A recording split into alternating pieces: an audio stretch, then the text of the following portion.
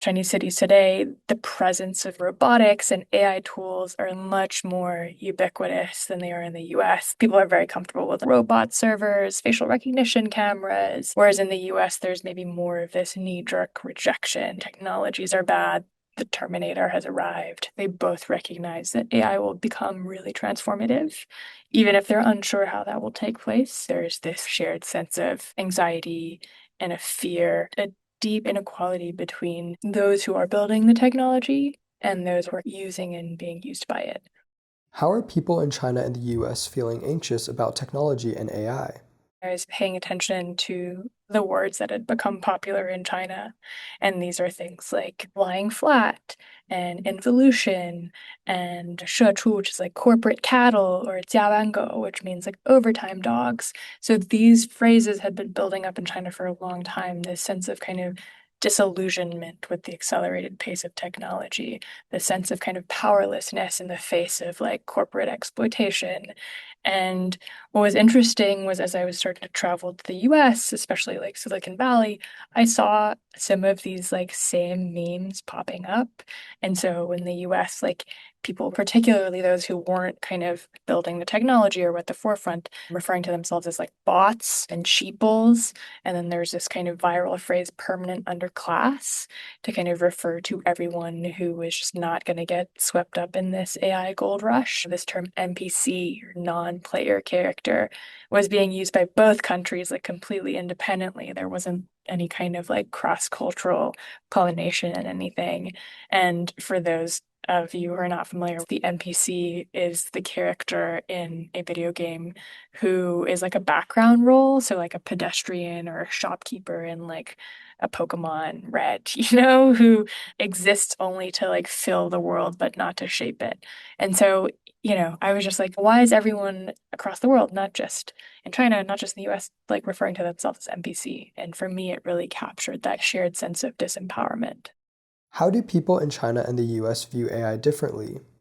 There are definitely some differences, but I would say like they are generalizations because it's hard to kind of sum up the attitudes of an entire people towards the technology. But for the most part, I think Chinese people are slightly more open and embrace the kind of arrival of emerging technologies into their daily lives and are kind of more accepting of it being used everywhere and being ubiquitous.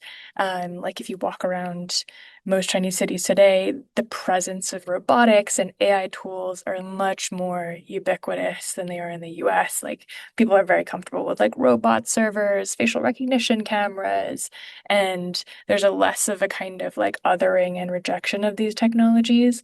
Maybe partially because it doesn't have the same like science fiction tradition. Like the Terminator isn't like a tentpole in Chinese cultural understanding of technology. And another reason is just like it's very similar to what happened with the arrival of the internet. Chinese people have gone through like really quick and rapid economic technological upheaval over the years. And so with this like new transformation, with this new kind of AI boom, people are kind of accepting this as like a part of inevitable and maybe even sometimes good part of societal transformation. Whereas in the US, there's maybe more of this knee-jerk rejection. Technologies are bad.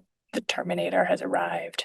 This is going to be scary and dangerous for us. Those differences have been quite well documented. I think that's why I like to emphasize the similarities and also like not kind of push into this trope that Chinese people are like just completely fine and okay with new technologies and are fully ready to go full speed ahead. I still think there's this shared sense of anxiety and a fear.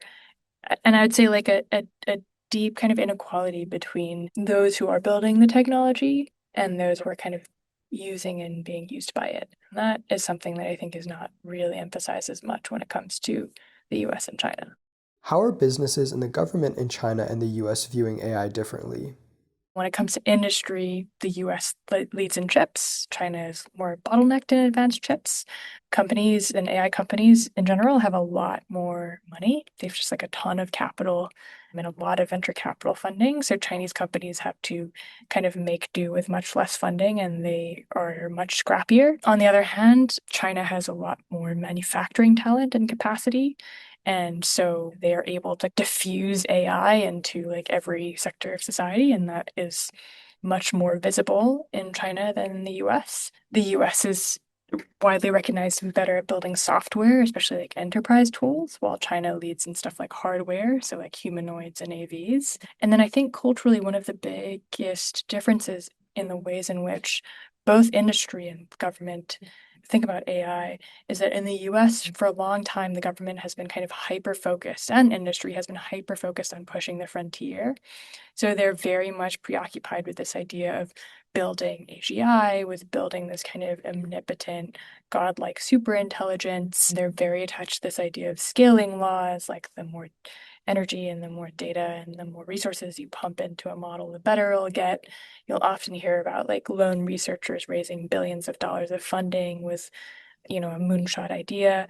And China, in contrast, is very focused with scale and diffusion. And so they're trying to move quickly and they're trying to integrate AI like as fast as possible, even just like practical tools into daily life.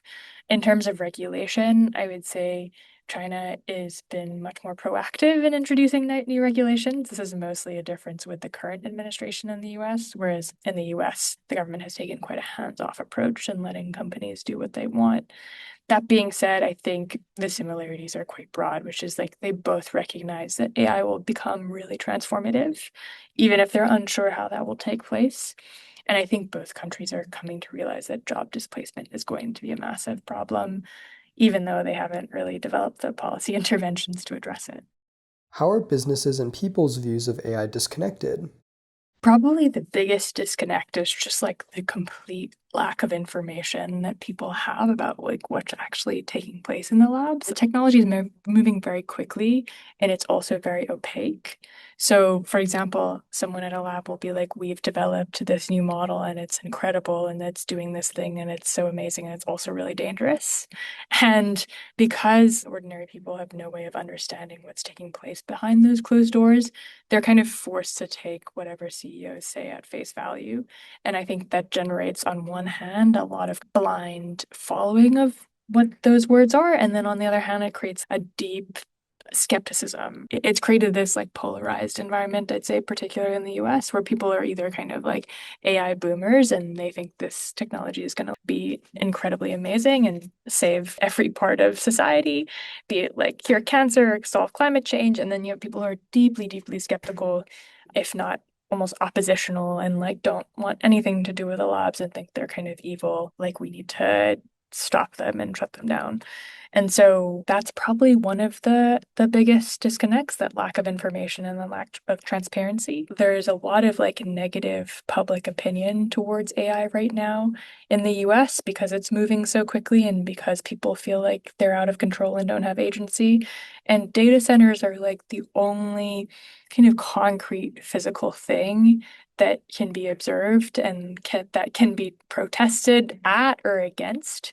And so when we're seeing a lot of backlash against data centers, I think a lot of it obviously has to do with the massive environmental impacts and kind of the impacts on local communities. But I think a lot of it has to do with people taking out a lot of that fear and a lot of that confusion and uncertainty on the like lone physical embodiment of what these AI companies are doing. What does the narrative of an AI race between the US and China tell us about the US China relationship? To be honest, I think the US China race narrative reveals a lot more about the United States than it really reveals about China or the US China relationship. If you look at where this narrative is coming from, it largely comes from US news headlines, it comes from advertisements, it comes from industry white papers, it comes from like congressional hearings. When I see this narrative being kind of told and perpetuated, the two questions that I ask myself is, to what extent is the story of the US China race actually grounded in reality? Are these two countries actually racing in the way these stories are describing? And whose interests does this story of the race serve? And in my opinion, I think the US tech industry has played a huge role in amplifying and using the race with China narrative to advance its own policy agenda. And so if you look at, some of the policy papers, even the kind of comments to the US AI action plan by places like OpenAI or Andreessen Horowitz, they've used this idea that the US is racing with China towards not just AI, but AGI, artificial general intelligence, to advocate for everything from deepened military partnerships to reduced regulations to infrastructure build outs. And so I actually think that this idea that the US and China are racing, especially the idea that they're racing towards AGI, is kind of based on some misconceptions and some vested interests. What are they actually racing to? Like, what do they actually want to build? What is a race? What is the finish line? And I think one of the biggest problems with this narrative is that it like crowds out real on the ground evidence and understanding of reality, what's actually going on, as well as meaningful opportunities for collaboration and international cooperation between the two countries on AI safety. Which voices are underrepresented in discussions of AI? Two kind of segments of society that I think will be very important to pay attention to when it comes to AI is really like the eldest and youngest. And one of the reasons is because the technology is moving so quickly, it's going to be incredibly difficult for our elderly population to adapt.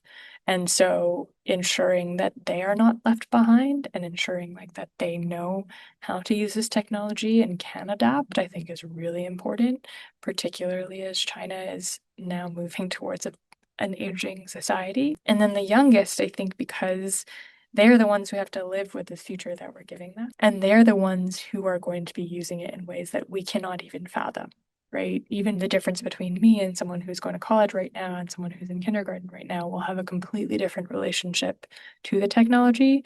And I think tracking that is like crucial to understanding where we're going. How can the US and China work together to address people's AI concerns? We should definitely be looking for opportunities for discussion, collaboration, getting different stakeholders in the US and China to just talk to each other and work with one another. And that's already happening on some levels. So, scientists and policymakers are already doing this. There are several track two dialogues underway that you guys are organizing as well, where both sides can come together to compare regulatory approaches or share safety standards and best practices for reducing AI risks. But I think that this collaboration shouldn't just be limited to policymakers. We should be getting educators from both countries to kind of swap best practices for how students can learn in the age of AI, right? That's something we're all struggling with and would be like ripe for cross-cultural exchange. Health professionals and mental health professionals could swap emerging practices and research on patient care in the age of AI. Artists and writers kind of like work together to imagine positive visions of a future that challenge the headlines that we're used to reading. So I think we can definitely like mobilize a lot more grassroots collaboration and not just between government officials and policymakers. For a long time, we thought of China and the Chinese internet as very different and distinct from the US and the American internet and the World Wide Web. But if anything, the past year or so has revealed to me that they're very similar and in many ways are starting to converge. And they're kind of increasingly controlled by the hands of a few, be it the state or corporations.